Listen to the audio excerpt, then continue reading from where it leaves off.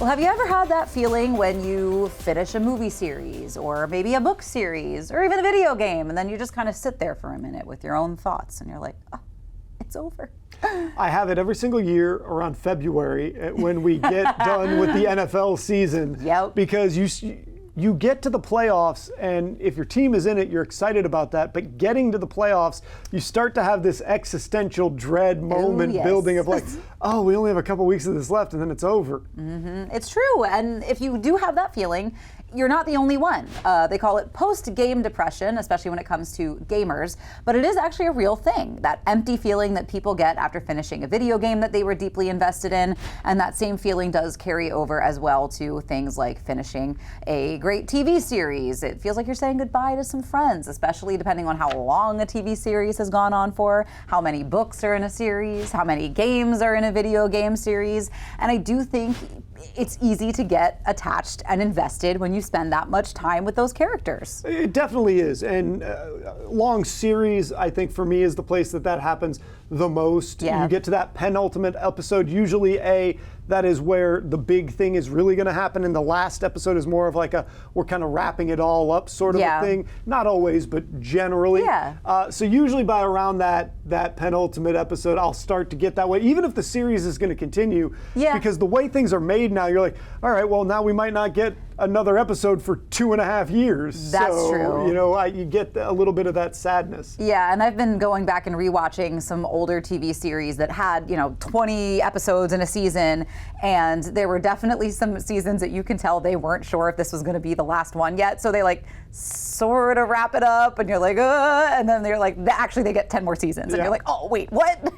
Yeah, you can always tell when the writers aren't confident. They're like, we need this to be enough that it could be the end. Yeah. But it's not the end we want. Yeah, and I think video games, especially if you play more of like the role-playing games where it is basically a story in which you make decisions that affect the characters around you, it is more like an interactive book. So by the time you're done with some of those, you're like, oh, it's time to say goodbye.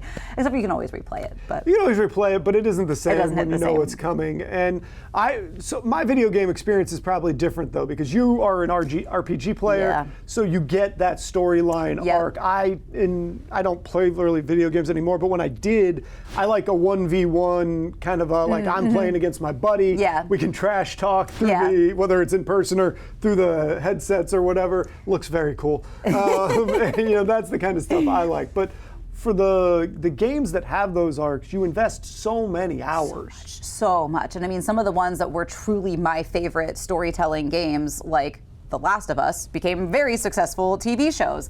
And I can't even tell you how many times I was stressing towards the end of the game where I'm like, we're gonna make it out of this. Oh my gosh, I don't know what we're gonna do. And you do get so invested and so attached to the characters because it's good writing. So I do, and I know book series are definitely some of those too, where you close the book and you're like, that was so much of my life. Well, luckily I've been reading Brandon Sanderson books this year. You got plenty of material. 1,000 of them, and they're all 1 billion pages long. So I don't know that I'll ever actually get to the end of that arc. Exactly. But you haven't seen The Last of Us. We've got more CoastLife coming your way, and one of the greatest things that we've had in this show for a while coming up pretty soon. So make sure you stick around for that. It's time for more professional insight into personal hair care with Jonava Carpenito. So I would say that it's important to make sure that if you're using a curling iron and you want it to stay, I always refer back to the right products being chosen, because if you don't have the right support on your hair, then it's not going to hold.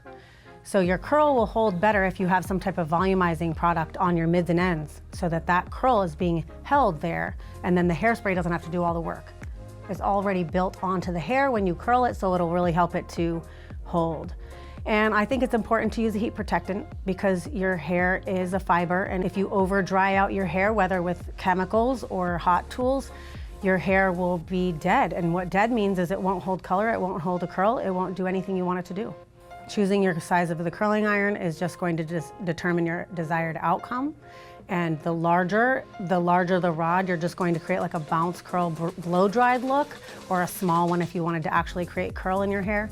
I think it's important to also be consistent in your sizing of sectioning when curling your hair, and also be consistent in the timing on which you leave the curling iron on each section. But just keep in mind, you don't want too large of sections, because then you're going to curl the outside and the inside of that section isn't going to be heated properly, and it will not even curl. So it's going to drag the rest of that section down with it.